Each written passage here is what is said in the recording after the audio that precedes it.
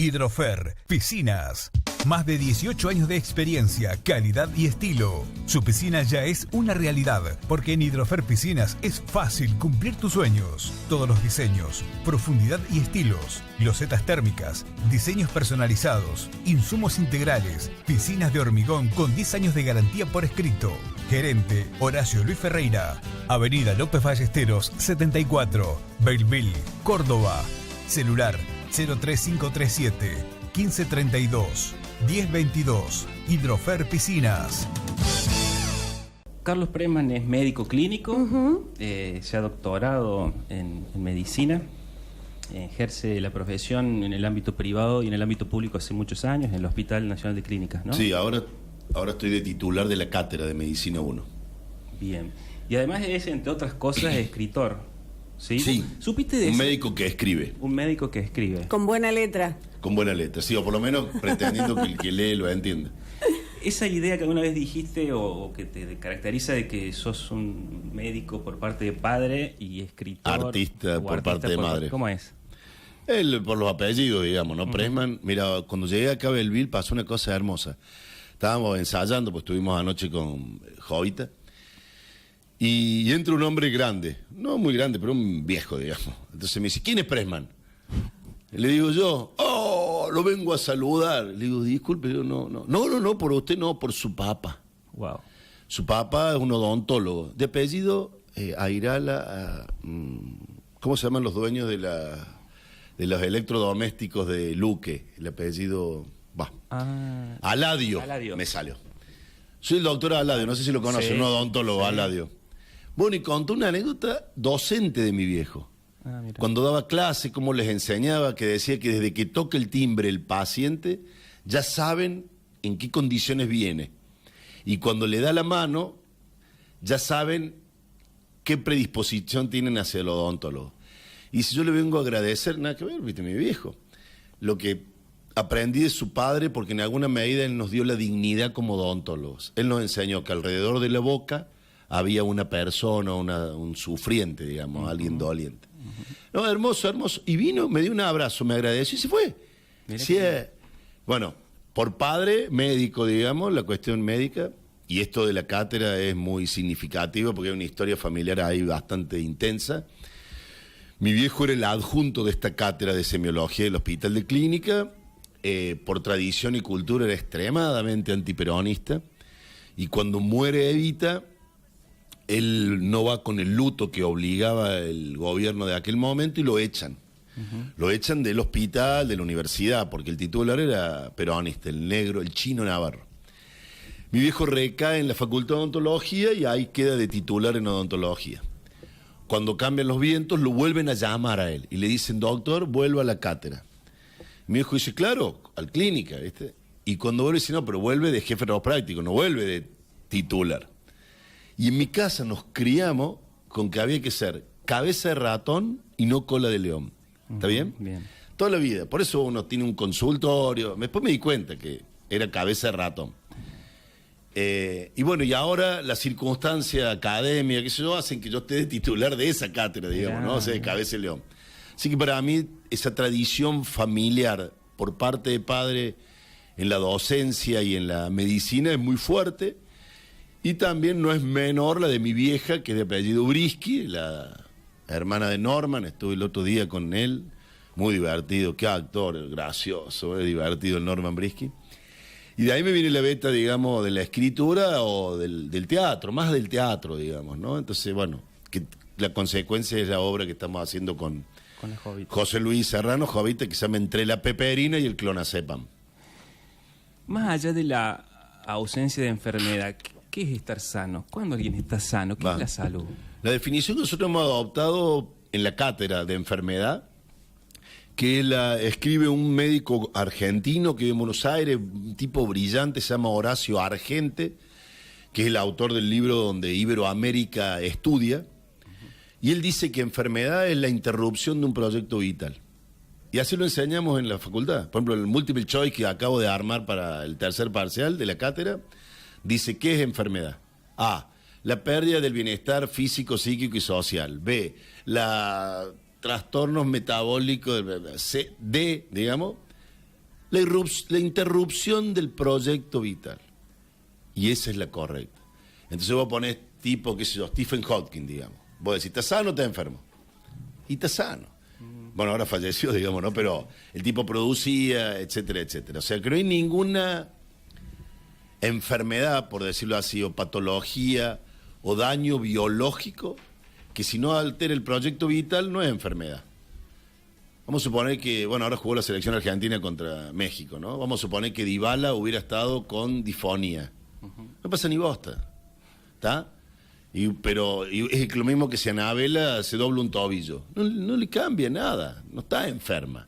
Pero si Anabela está difónica, claro, ¿no? Se altera su vida. Entonces hoy sabemos que la enfermedad es la interrupción de un proyecto vital. Acaba de entrar al estudio de manera silenciosa un colega. Bueno.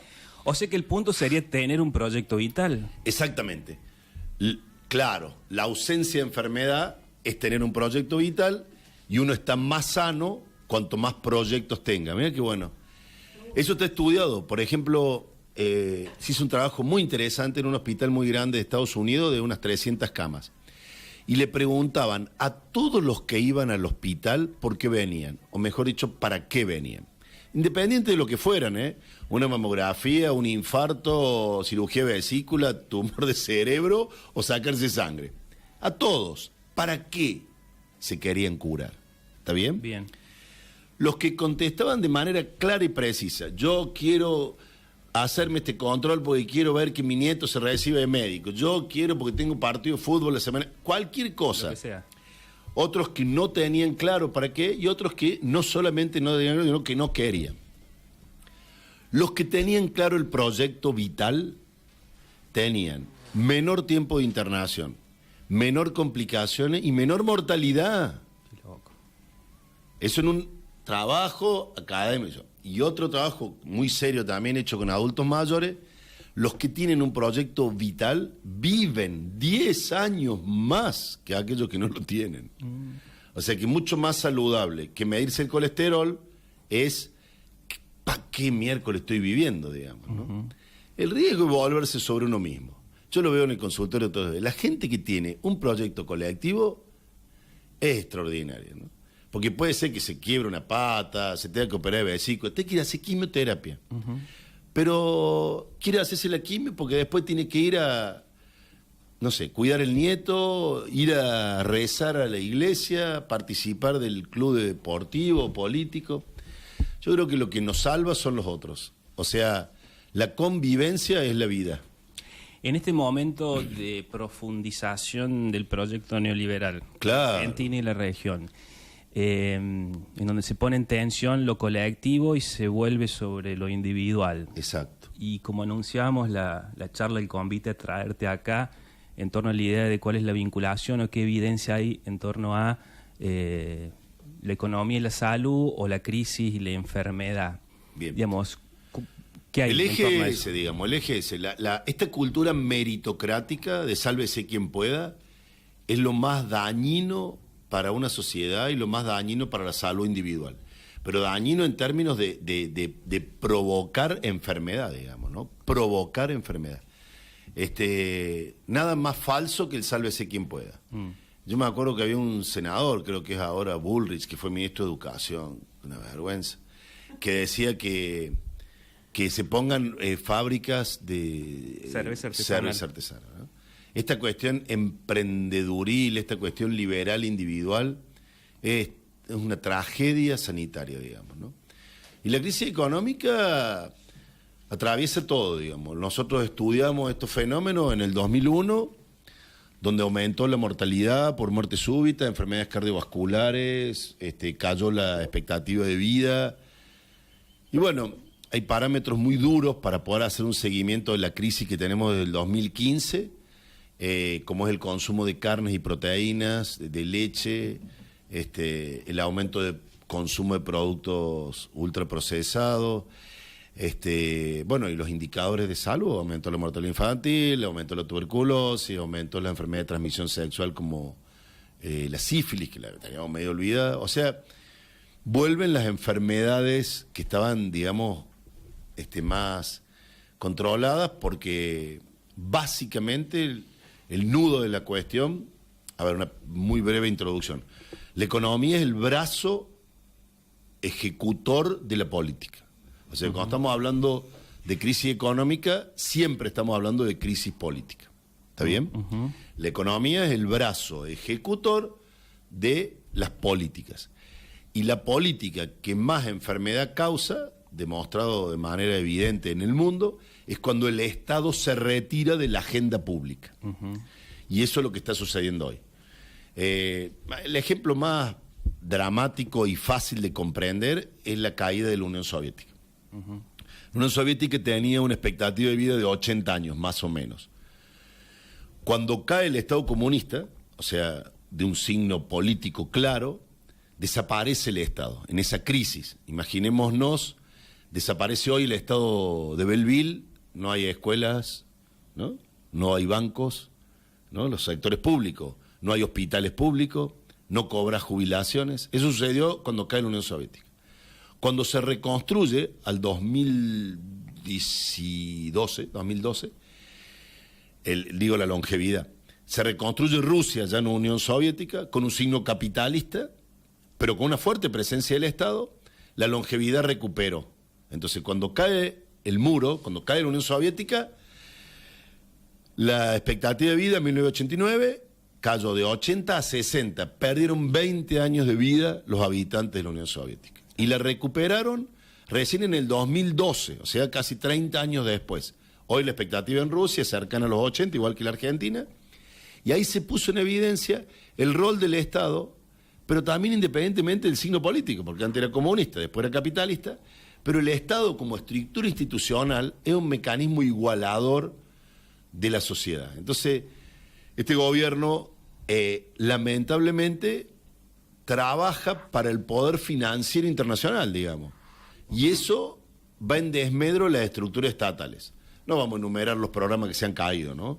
Programas de salud, programa Pro Bienestar, programa Remediar, el programa Conectar Igualdad. Todos los programas sanitarios, educacionales han sido o suprimidos o no actualizados en la asignación universal por hijo. En los montos se retira el Estado, aumenta la enfermedad y aumenta la mortalidad. Esto es clarísimo. Y que tiene una raíz económica que, por lo menos para mí, también está absolutamente clara. El gobierno anterior, autodenominado nacional y popular, financiaba la política con la obra pública, ¿tá? Lo cual, la mano de obra, industrial, que podemos cuestionar si era transparente, corrupta, no me interesa. Entonces, cuando acceden al poder, pagan la campaña con obra pública a aquellos que financiaron su acceso al poder. El gobierno de Macri accede al poder con financiación internacional. Por eso, lo primero que hace el gobierno de Macri apenas asume es pagar a lo que le pagaron la campaña, a Paul Singer, a los organismos internacionales de crédito, los fondos buitres, eso pagaron la campaña. Está demostrado con las cuentas truchas de la Vidal, etc. Y bueno, la primera medida del gobierno de Macri fueron pagar a los que le financiaron la campaña, y entre le financiaron la campaña el Grupo Clarín, digamos. Entonces, bueno, borraron también la ley de medios. Entonces, claramente quedó en evidencia, al menos para mí, cómo quien financia el acceso al poder después cobra esa financiación. Y bueno, hoy nos encontramos en un escenario donde las acciones políticas se orientan a sostener el poder económico financiero internacional y en desmedro de la mano de obra propia nacional y a su vez en desmedro de las estructuras estatales, que en educación es dramático también, ¿no? Bueno, hablo mucho, ¿no? No. Perdona, Anabela. ¿Es cierto que llegaron pacientes al consultorio que después del triunfo de Macri te decían me duele la elección? Claro, dice, no, esa mujer muy graciosa. Acuérdense que se ve levantó el cepo, ¿viste? Y entra a la consulta y la verdad tenía como 5 o 6 kilos más. Le digo, ¿qué te pasó? Y me dice, levanté el cepo de la ansiedad oral, dice. Claro. Y después se siente, estaba triste, dice, doctor, dice, cúreme de la elección. No, pero hasta el día de hoy, al día de hoy, todo paciente que al menos yo atiendo, viene y después de la consulta me dice, pero además me siento siento mal por lo que pasa. Porque aunque parezca, suene, ¿cómo se dice? Sensiblero, hay gente que le duele el otro. Sí. Yo aprovecho, estoy en Belleville. Mi esposa, con quien convivo hace 31 años, ella llora, vuelve a trabajar en el hospital de niños y se larga a llorar. No sabe lo que pasó, se levantó el programa de detección precoz de patología de neonatos y se mueren bebés. Eso no sale en ningún lado. Pero el que está ahí en la trinchera del hospital de niños lo padece. Yo voy a decir, miércoles. Y hay gente que no puede disfrutar la vida plenamente, o sea, no puede estar sana, cuando vos ves que alrededor la gente le va pésimo. Es muy difícil. Aquellos sobre todo que trabajan con los grupos vulnerables, con los grupos más frágiles, los pobres, los enfermos, ser indiferente a esto que está pasando. Lo que pasa es que, bueno, uno mantiene la sonrisa como bandera, digamos, pero hay que remarla, digamos. Una situación muy... Hay sectores que están pasando situaciones dramáticas. No la clase media que no puede pagar las cuotas del auto o la nafta, que sin duda te aflige y te preocupa. Hay gente, ¿viste? No morfa, ¿viste? Está muy complicado. Pensaba que la situación es complicada hoy, ahora, que lo fue este año en temas de salud. Pensaba que sí, que nos enfermamos de realidad. ¿Qué nos puede pasar? También uno piensa en eso ante la enorme cantidad de recortes que ha sufrido o han sufrido las áreas más sensibles en el presupuesto que se acaba de aprobar. Claro. ¿Cómo estamos preparados? Tenemos que estar preparados, no sé cómo explicarlo, pero con el corazón para una situación que se ve venir peor. Absolutamente. El ejemplo más obvio, no hay Ministerio de Salud. No hay Ministerio de Salud. Una barbaridad. Es algo la gente dice, bueno, mismo Ministerio Secretario. No es lo mismo, esa es la demostración fáctica del achicamiento del Estado. Quienes han trabajado en organizaciones saben, si vos no tenés un gerente y sacás un área, gastás menos. Y bueno, hoy el gobierno ha elegido gastar menos en salud, en educación, en salarios de los trabajadores y aumentaron. Hoy el diario de hoy sale, aumentaron el pago de los intereses de la deuda.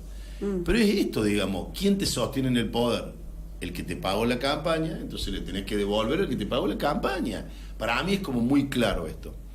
Lo que sí, en términos sanitarios, lo más saludable, volviendo a la pregunta de qué hacer para no enfermarse, es mantener los proyectos colectivos. O sea, lo peor que te puede pasar es que te vuelvas sobre vos mismo. Cuando te volviste sobre vos mismo, te transformaste en meritocrático, ahí es cuando las posibilidades de enfermarse se magnifican y el riesgo sanitario y vital se ensombrece de una manera extraordinaria. Porque aún los jubilados que están hiper golpeados ahora por el costo de los medicamentos, la disminución del presupuesto, etcétera, los jubilados que se mantienen en el centro de jubilados, en la organización deportiva, en la organización, claro. O sea, los que siguen conectados con lo que le pasa a sus pares y comparten la angustia, es como los velorios, ¿viste? En los velorios que no hay nadie, es un solo dolor. Pero en los velorios donde se juntan un montón de gente, ¿viste? Como que se reparte el dolor, ¿viste? Entre los deudos. Uno comparte el duelo. Es más, hay alguno que cuenta chistes en los velorios, ¿viste? O sea, te podés recrear en proyectos colectivos, digamos, aún en la tragedia de la pérdida de un familiar. Y yo creo que estamos en una tragedia que es la pérdida del Estado, básicamente. La pérdida del Estado en manos de grupos económicos que el único interés es ganar plata, digamos, lo cual no está mal. Pero está muy mal que el Estado permita eso, ¿no? Bien. Anoche cuando la atendías a la Jovita, sí. Digamos, el marco que hace síntesis, digamos, en la frase esta de o se vive muriendo o se muere viviendo. Claro, el comienzo claro, el dilema existencial. Ese dilema, uno ¿va a vivir muriendo o va a morir viviendo? Esto surge de una historia reflexiva ya de hace muchos años de que ¿qué sentido tiene de existir Dios, la enfermedad y todas estas cosas que nos pasan? Si todos nos vamos a morir, ¿para qué miércoles envejecer? ¿Para qué miércoles enfermar? Si todos nos vamos a morir, digamos. Entonces, y a partir de ahí, esa es la pregunta existencial. Ante la única certeza que tiene el hombre, la única certidumbre que tenemos es que nos vamos a morir. Y todo lo demás es incertidumbre, digamos. Entonces, ¿cómo convivir con la incertidumbre de la vida, digamos? Y el hombre, en estos tiempos de crisis, elige la certidumbre de la miseria, ante la miseria de la incertidumbre. Y eso es terrible. Y es lo que vimos en Brasil, digamos, ¿no? ¿Cómo puede entender que una población en su mayoría negra vota a un racista, ¿no? Y es porque la gente está sola, se informa por el celular y se genera una condición de miedo. Nada más fácil para manejar colectivamente que el miedo, digamos, ¿no? El hombre, lo más potente que tiene la especie humana para todo es el miedo. El miedo es lo que nos enferma, el miedo es el nudo estructural afectivo, y esto está muy estudiado desde las neurociencias, y este trabajo de manipulación del miedo logra resultados electorales, digamos, ¿no? Hay una frase de Hannah Arendt que me parece extraordinaria, que dice: para los gobiernos autoritarios, lo mejor no es tener comunistas convencidos o capitalistas convencidos. Vamos a ir despacio por una idea un poquito compleja. Para los gobiernos autoritarios, dictatoriales, Bolsonaro, Macri, Trump, no necesitan comunistas convencidos o neoliberales convencidos. Necesitan gente que confundan los hechos con la ficción. Necesitan gente, no convencidos políticos, que confundan hechos con la ficción. Eso decía Hannah Arendt, estamos hablando años atrás, ¿no? Década del 50, 60, o más o menos. ¿Qué es lo que está diciendo? Que hoy, si vos a la gente la desarticulás de su entorno y está sola, encerrada en su casa, ¿no? Prende el televisor o el celular. Uno, ¿cuántos robos puede ver en su vida? Uno, que te toque a vos. Dos, ¿cuántos disparos podés ver en tu vida? Uno, o un robo. Pero a vos te instalan en tu casa y te ponen un televisor o un celular que te reproduce por millones situaciones que voy a decir: tengo miedo, voy a salir, me van a chorear, voy a perder mi casa, voy a perder... Se construye una sociedad del miedo. Y después, por la misma vía que te pusieron en situación de vulnerabilidad, de miedo, de incertidumbre, te colocan diciendo: yo soy la seguridad. Sí. Yo soy el que va de manera mesiánica, como hizo Bolsonaro, Trump, está estudiado esto. Es neurociencia puro, o sea, es entrar al lado más vulnerable de la especie humana, manipularla y generar condiciones que no se ajustan a la realidad, digamos, ¿no? O a las condiciones de vida. Y en contextos de crisis como este, lo que se pone en juego también el mecanismo de la seguridad o de lo previsible en materia económica, que también te vuelve vulnerable. Absolutamente. Nada te deja más vulnerable y te enferma que no saber cuánta plata tenés, si te va a llegar a fin de mes, si va a poder pagar los impuestos. Te genera un nivel de ansiedad, de inestabilidad, de inseguridad. El hombre, desde que es hombre, construyó seguridades. Bueno, creó las estaciones, en esta época se siembra, en esta se cosecha, claro. Cuidar a los chicos. Y esa cuestión que es milenaria, hoy ha sido manipulada por las neurociencias, y yo creo que la izquierda o los sectores progresistas, nacionales, populares, peronistas, quien ponle el título que vos quieras.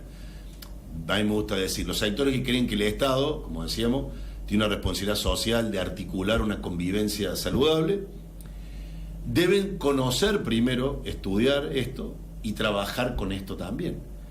Porque hoy yo creo que viene por detrás de las políticas de poder la articulación para acceder al poder, digamos, ¿no? Entonces creo que, bueno, hay que estudiar mucho, hay que ser inteligentes y ver cómo se puede volver al poder. Ahora... Y sí. La expresión, me quedó la expresión, la última expresión. Estoy escuchando atentamente. La pregunta del millón tiró al final. Ahora, si la enfermedad es la interrupción del proyecto de vida, Sí. y el contexto de crisis te achica el bolsillo y te pone el foco en ver cómo se subsiste. Y al mismo tiempo el gran desafío es tener proyectos de vida en donde la pasión esté por fuera del lucro o por fuera de la guita. Hay una tensión dilemática terrible, digo, porque uno anda corriendo por Atrás del sobrevivir atrás del mango y al mismo tiempo sabe que el proyecto es colectivo y el proyecto colectivo no necesariamente tiene que estar atravesado por el lucro. Es muy interesante el planteo. El dinero es una quimera, una ilusión, un fuego artificial deslumbrante, ¿no? El dinero es extraordinario, genera una cantidad de formatos, estructuras, diseños de supervivencia, ¿no? Para obtenerlo, digamos, ¿no? Y hay un culto al dinero, un culto al consumo extraordinario. Esto en situaciones de no crisis genera en la consulta médica de manera reiterada y repetitiva la presencia de personas que sienten el vacío existencial de solo tener dinero, digamos, como la frase esa de Sabina, era tan pobre que no tenía más que dinero. Más que digamos, dinero. ¿no? Lo que pasa es que el dinero genera una voracidad que no es como una adicción, ¿no? Como la cocaína, como el alcohol, que nada alcanza, nada es suficiente, porque vos decís, yo me acuerdo con el Paul Singer y la deuda externa, la cifra de estos fondos buitre, yo decía, Paul Singer se levanta a la mañana, no le va a alcanzar la vida de él ni de su familia, ¿no? Para gastarla, porque ya ni siquiera son cifras que escapan. Hoy las 85 personas más ricas del mundo, las 85 personas más ricas del mundo, tienen un capital económico equivalente a 3.500 millones de habitantes, que es la otra mitad de la población. Uh-huh. La especie humana ha construido un mundo tremendamente desigual. Entonces, yo creo que, sin duda la subsistencia que está en juego es clave. Cuando uno puede articular una subsistencia sin olvidar el resto del entorno y enmarcada en proyectos colectivos, eso es lo más saludable por donde lo mires. No sé si lo más rentable, pero uno tiene que tratar de ejercitar abstraerse de cosas, ¿no? Yo lo veo, el ejemplo de los productos más publicitados son la indumentaria, digamos, o los vehículos, ¿no? Uh-huh. Los diarios, uno cuando ve las publicidades, más allá del consumo que ha caído estrepitosamente, el tema de los autos, ¿no? Entonces yo cuando voy por la calle o en la ruta, yo veo pasar autos, y digo, ¿sabrá este tipo que ese auto tiene faros antiniebla con no sé qué cosa? Que nunca, que es 4x4 y lo más que hizo fue de acá a la ruta Belvilo, y sin embargo dejó media casa, media vida ahí. Entonces decís, pobre tipo. Yo aprendí mucho con el Corralito. En el Corralito me acuerdo del año 2001, digamos, uh-huh. ¿no? La gente, claro, ¿dónde construir seguridad? ¿Qué es lo que más seguridad te da? Tener plata. ¿Y dónde tener la plata? En el banco. Cuando vino el Corralito y le robaron la seguridad a miles de argentinos que depositaron toda su seguridad ahí, se enfermaron y se murieron. En cambio, el tipo que era saxofonista, tenía 2 pesos, que no tenía un mango en el banco, la crisis le pasó por al lado. Claro. Pero yo lo tengo documentado, hay evidencia, hay construcción académica de eso. Entonces, es cierto, pasa que la lucha es desigual. Hoy, este mismo programa de radio, un sábado a la mañana, escuchando hablar un tarado, es contracultural. ¿Por qué? Porque las otras radios, los otros formatos, tienen una dinámica que trabaja también sobre las neurociencias, donde, se seduce y se manipula, ¿no? No hay un programa de televisión que se llame Solidarios por un Sueño, no, es Bailando por un Sueño, y en el Bailando no ve un gordo, no ve una representación de... No se ve el sueño del que están hablando directamente. Absolutamente, pero además, sí, hay una banalización también de la condición humana, ¿no? Y bueno, cuanto más idiota es la gente y cuanto más miedo tenga, más fácil de manipular. Pero lo que estamos hablando acá es cómo el poder manipula a la sociedad para sostenerse en el poder. Y esto está siendo tremendamente exitoso en Latinoamérica y en el mundo hoy. Uh-huh. ¿Y cuál es la estrategia esa? Generar idiotas que votan a idiotas, ¿no? Porque tienen miedo. y con un fuerte crecimiento de pensamientos mágicos, religiosos, mesiánicos, ¿no? Ese hoy es la estructura, que tiene un grupo de profesionales extremadamente lúcidos trabajando para eso. O sea, la ciencia y la inteligencia puesta al servicio de el mal, digamos, ¿no? Al de perjudicar a los seres humanos. Por eso estamos acá, para decir, no. Es mucho más saludable tener gente ilustrada, culta, inquieta, curiosa, académicamente ilustrada, que defiende la educación, aunque no es tan rentable, y que hay otras cosas que no son el dinero. Y la gente que tiene dinero se burla de esto hasta que se enferma. Y cuando se enferma uno los ve y dice, qué vulnerable que sos, qué frágil que sos. Lo único que tenés es este vehículo extraordinario, pero tiene la fragilidad y la vulnerabilidad que tenemos todos, digamos, ¿no? Porque todos estamos al viento, digamos, ¿no? Expuestos a que nos pasen cosas.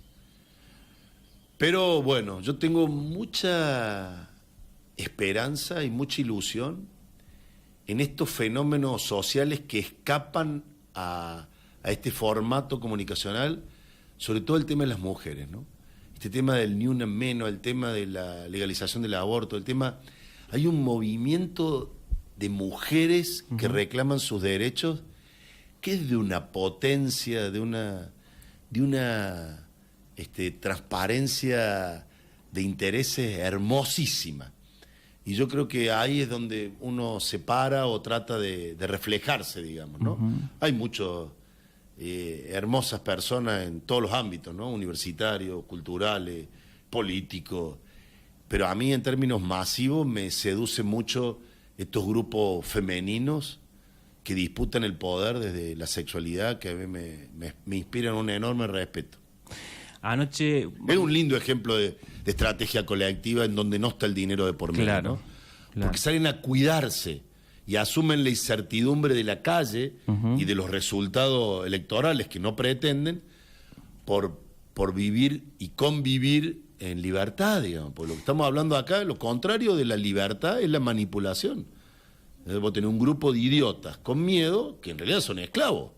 Son esclavos laborales, esclavos del consumo. Y construyen un discurso, ¿no? Y lo ponen en juego. Claro. Digo, por ejemplo, el movimiento feminista.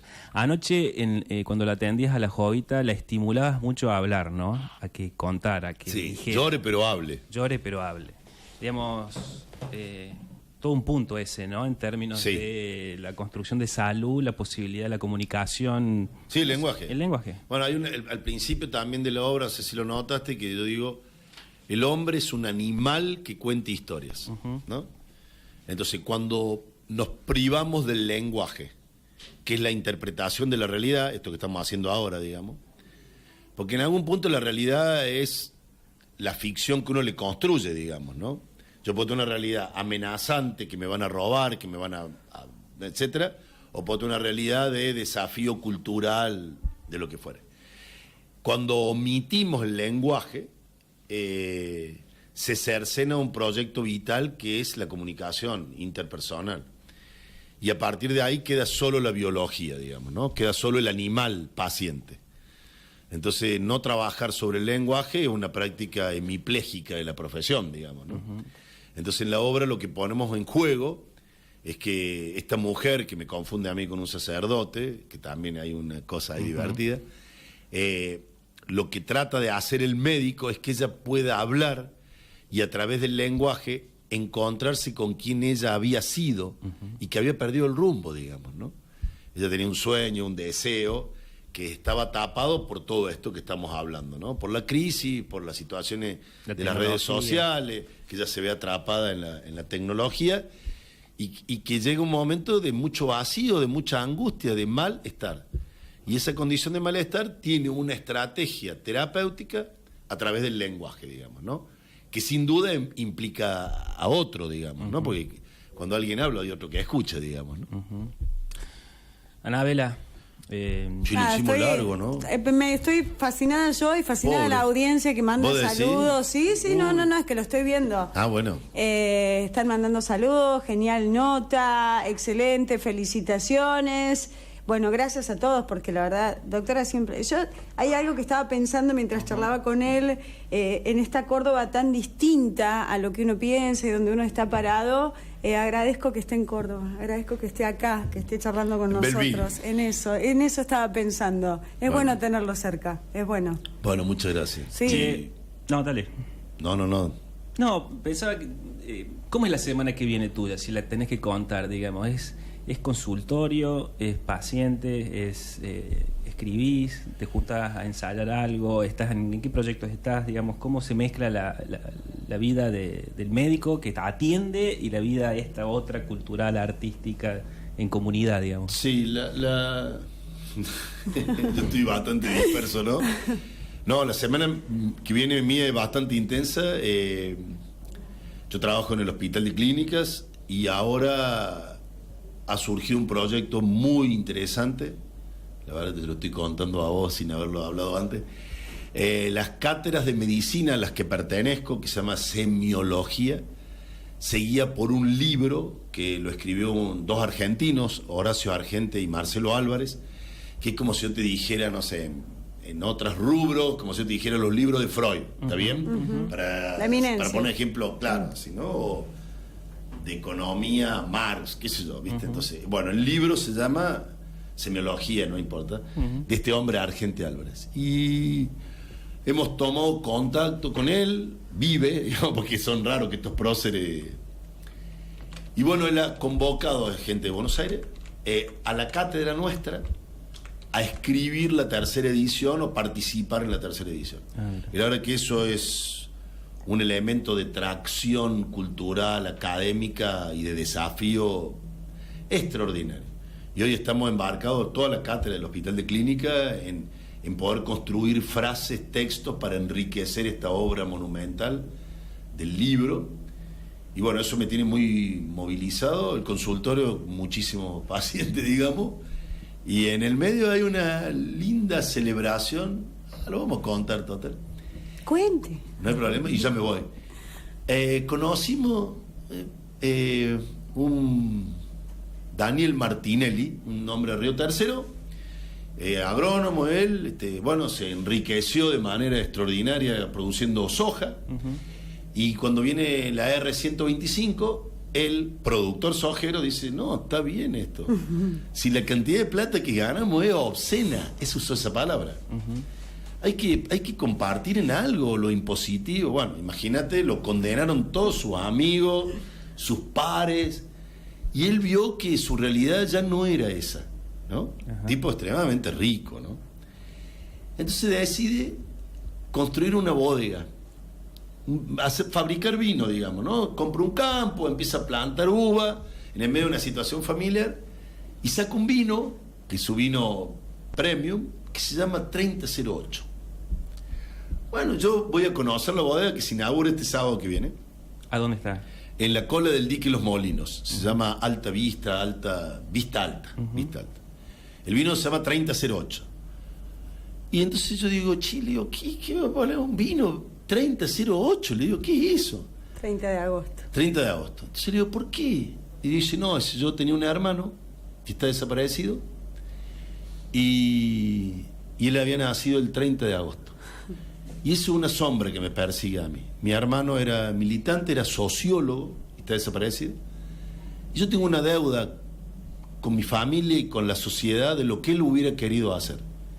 Y el sueño de él era un país menos desigual, con producción. Y bueno, el tipo se mete en la bodega y uno que establece un vínculo con él, porque la verdad que es un hombre encantador. Y yo le escribí qué relación hay entre el olfato, los aromas y la memoria, ¿no? Y él, todo el concepto de su bodega se llama Vinos para la Memoria. Y esto me pareció hermoso como contracultural, porque la gente que hace bebe para olvidar, ¿no? Bebe para olvidar. Y las penas son las mejores nadadoras del mundo, digamos. No hay pena que se ahogue en el alcohol, no hay pena. Entonces resignificar, en este caso un emprendimiento productivo como una bodega, con vinos para la memoria, me parece un desafío extraordinario. Hermoso. Y bueno, ahí esta cosa mezcla uno lo cultural con lo político, y bueno, el 24 vamos a estar ahí, ya se hizo una inauguración para los amigos, y bueno, esto es una cosa que apareció, y bueno, yo me engancho, como me enganché con la Jovita, me engancho con aquellas cosas que uno imagina que pueden ser saludables para la sociedad, digamos, ¿no? Y son proyectos vitales, digamos. Proyectos vitales, sí, en el fondo es eso, en el fondo es eso. Sí, pues también me engancha ir a pescar trucha, ir a andar en bici. Bueno, pero siempre hay una motivación para seguir, Sí. para el otro día, para el día siguiente, la semana siguiente. Pero siempre hay un de más, ¿no? Hay otro. La clave es esa, porque solo... No va. Por supuesto. Y digo esto último, la soledad, o mejor dicho, la percepción de soledad, es el factor de riesgo más grave para enfermar y morir. Implica el 30% en el impacto en la salud. El tabaquismo, la hipertensión y el colesterol, todos juntos, es menos riesgoso que percibir la soledad. Imagínate. O sea que tan es así que en Japón y en Inglaterra hay un ministerio de la soledad. Además del Ministerio de Salud, un ministerio de soledad, para que vos te des cuenta de la magnitud que tiene en el impacto sanitario el estar solo. Pensarlo desde la Argentina en esta cultura meritocrática que es profundamente solitaria. No, estamos en el medio de una tragedia sanitaria y es muy importante decir esto está bien y esto no está bien. Le leo algunos mensajes que han llegado para el doctor. Espléndida nota, una charla con enormes conceptos para encontrarnos con lo que somos. Que se quede todo el día el doc, es un genio, dicen. Pobre. Acá dice, me emociona mucho todo lo que dijo y está diciendo. Y felicita a la gente, algunos mensajes que nos llegan. Bueno, Qué bárbaro la radio, ¿no? Uno dice, estamos solos. ¿Quién No, carajo no está estamos, escuchando Melville el sábado a la mañana? Y Hermoso. sin embargo están. Fundamentalmente estamos nosotros acá. Estamos. Sí, qué lindo. Estamos y vamos a volver. Gracias, Ariel. a ustedes. Cuando quiera puede volver, Acá. Muchas gracias. Paso Carlos Pressman, el médico que Exactamente. escribe y actúa por Radio Ciudad. Muchas gracias.